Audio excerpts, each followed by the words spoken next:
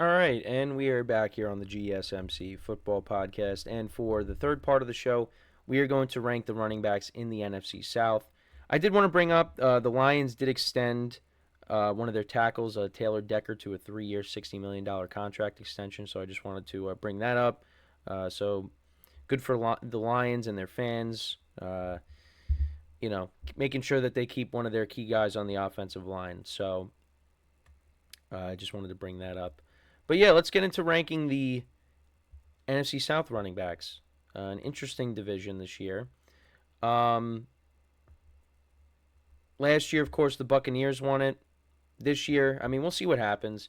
So at 4, I put the Panthers. And I don't really know what's going to happen with the Panthers backfield because they did draft a running back, Jonathan Brooks, but he's recovering from an injury, an ACL injury, I believe.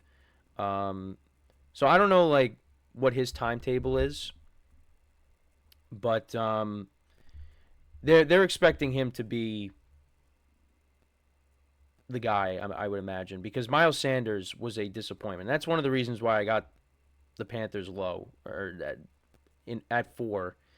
Is Miles Sanders? They brought him in, and he just he just did not play well last year for the Panthers. And actually, but before that, I just wanted to take a look at Jonathan Brooks' stats.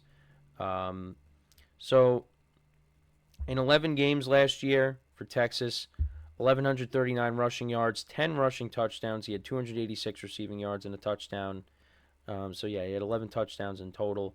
But yeah, he is recovering from an injury. So I don't know what exactly. I was looking at. I was trying to find his stats, but also I wanted to see what if there were any updates. And still recovering. And we're going to see him at some point this year. He's recovering. And you got Miles Sanders, you got Chuba Hubbard as well in the backfield. So I really don't know what to expect from this Panthers backfield, if I'm going to be completely honest. And I think there's a lot of people that are still down on the Panthers. I'm kind of one of those people. I don't really think they're. I think there'll be some improvements, but I still, I'm still not very optimistic about them. Yeah, so as of 6 days ago, Panthers GM Dan Morgan said Jonathan Brooks has no timeline on when he'll be back. He is still working his way back from the torn ACL, and he was placed on the NFI list, the non-football injury list.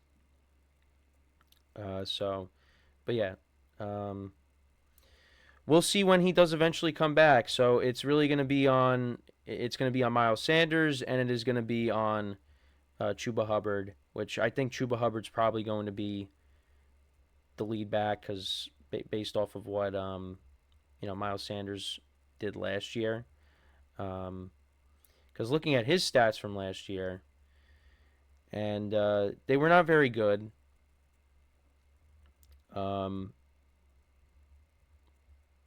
Last year I wanted to have the entire.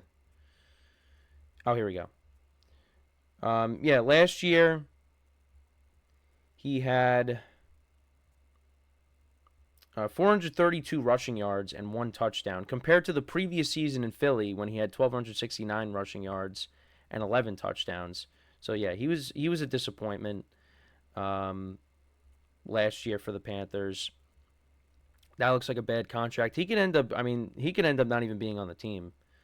They could end up maybe cutting him. I don't really know, but he just was not. He was not good for them last year. And then for Chuba Hubbard, he had 902 rushing yards and 5 touchdowns. So honestly, I think he's got a leg up on Miles Sanders. He probably is going to end up being the lead back to start the year. But that's why I got the Panthers at 4. Just because I don't really know who's going to end up being the starter, but I'd probably lean towards it being Chuba Hubbard. So I'm going to put the Panthers at 4. I got the Saints at 3 with Alvin Kamara and Jamaal Williams. Kamara, I think we're starting to see the explosiveness tail off. I think he's still I mean, he still had good games last year, but I don't think he's not the same Alvin Kamara. Like he's not the Kamara he was when he scored, what was it, 6 touchdowns against the Vikings. Like I don't think we're gonna see that anymore. Um, but I think him and Jamaal Williams are a nice little tandem. You still got Kendre Miller as well, who I think could play a bigger role on this offense at some point. Although I think he's hurt as well. But yeah, I mean both these guys, Jamaal Williams and Alvin Kamara, they're getting older. But I mean they're still going to play a role on this team. But for me, I still got to put them at 3. Now the Saints are going to be an interesting team to watch because they finished the season strong, but are they going to be able to carry that momentum into this season? Which I'm not really sure. Kamara last year, just looking at their stats, Kamara had 694 rushing yards and 5 touchdowns. Still involved in the passing game. Of course, I mean he was 33rd in rushing yards in the NFL. But Kamara, he is more of a receiving back. And last year, 466 receiving yards and a touchdown. You looking at his stats from the first few seasons in the league. I mean, his rookie season he had 826 receiving yards and 5 touchdowns. He had 709 his following year and 4 touchdowns, 533 and 1 touchdown, 756 in 2020 and 5 touchdowns. But yeah, since Drew Brees is retired, his numbers have gone down. And the closest he got to 1,000 yards was 932 in 2020, and he had 16 rushing touchdowns that year. But yeah, the numbers have slowly gone down. 2021 and 2022, his rushing yards, he had 898 in 2021 and 897 in 2022. But yeah, last year 694. He played in 13 games. But yeah, I think he's starting to decline a little bit. Still a productive player, but not what he once was when Drew Brees was playing. And then for Jamaal Williams, he had 106 carries, but he only had 306 rushing yards and a touchdown. And yeah, I mean the previous season with Detroit, he had 17 rushing touchdowns and 262 carries. But like I said, it's not a bad backfield. These guys could still produce. It's just not, I don't think, up to an elite level. But we'll see. But yeah, I got them at 3. And then at 2, I got Rachaad White. I think Rachaad White, you want to get the Buccaneers, you want to see them have a guy that can come in and, complement him like, when it used to be Leonard Fournette and Ronald Jones, because you had, Fournette there. Rachaad White in 2022, his rookie season, he had 129 carries, 481 yards, and a touchdown. Last year, 272 carries, 990 yards, and 6 touchdowns. And, of course, he's another receiving back. He was productive for them. He was 14th in rushing yards last year, and he was tied for 2nd in terms of carries. So he got a lot of carries. But, yeah, you kind of want to see the Buccaneers be able to have someone else to complement him, like I said.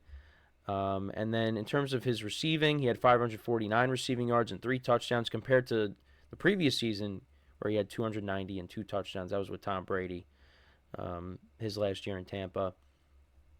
But yeah, I think Rachaad White, in my opinion, I mean, he's going into his 3rd year. I expect another good year from him. Because again, the uncertainty with the Panthers and the Saints, their backfield getting up there in age. I like Rachaad White. And the Buccaneers backfield 2nd out of this group of teams here. So I got him at 2, and he's going to play a big part in the passing game once again this year. I mean, the Buccaneers, they ran it back. They brought back everybody: Baker, Mike Evans, Antoine Winfield. They're trying to work on a contract with Tristan Wirfs. Their left tackle. So, they also Levante David they brought back. Let's see what they do this year. But I expect Rachaad White to, of course, continue to produce like he did last year. So I got him at 2, and let's go to the number 1 spot. Now, I only included Bijan Robinson, but you also got Tyler Algier there. I like their backfield the best. Bijan Robinson's going into his 2nd year, and many fans were frustrated on how he was used last year, but now you got Kirk Cousins in there. Last year, he finished with they're going to rely on Bijan to help bring Kirk along. Him with Kirk trying to work his way back from the Achilles and get himself back into game shape. Bijan Robinson had 214 carries, 976 rushing yards, and 4 touchdowns. I think he's going to have over 1,000 yards this year. He played in all 17 games. He had 487 receiving yards and 4 touchdowns. I think he's going to get over 1,000 yards this year. He was 15th in rushing yards. Yeah, so Rachaad White had more rushing yards than him. And he averaged 4.6 yards per carry. So, we'll see. But I expect him. I expect him in his second year. I think he's going to have a really good year. I think he's going to get over 1,000 yards. I have full confidence that he is going to get over 1,000 yards. And like I said, you got Algier there that could take some pressure off of him. Well, not really take some pressure, but give him a break. I like the Falcons' offense going into the year. I mean, we'll see what happens. I think Kirk Cousins is going to put up good numbers, but we got to see. I mean, this is a young offense though, because you got Drake London, Kyle Pitts, Bijan, Algier. They did bring in other guys like Rondell Moore and Darnell Mooney. So I'm curious to see how it goes. But I think the Falcons will have a good offense, and Bijan I think is going to be one of the main components of that. I think he's going to have a big year. So just to kind of reiterate, at 4 I had the Panthers running backs with the uncertainty of who's going to be the lead back, and Jonathan Brooks, who they drafted, still trying to work his way back from injury. So I got them at 4. I got the Saints backfield at 3. The Buccaneers at 2 with Rachaad White, and then at 1 I got Bijan Robinson and the Falcons. So let me know what you guys think about those rankings. How would you rank the NFC South? So we're going to take our next break of the show, and then when we come back, we are going to talk about Brock Purdy, some comments that he made recently that I wanted to go over, just talking about the upcoming season and just kind of taking a look back at his 2023 campaign as well, and how he can improve on that. So with that being said, stick around, and we'll be right back here on the GSMC Football Podcast.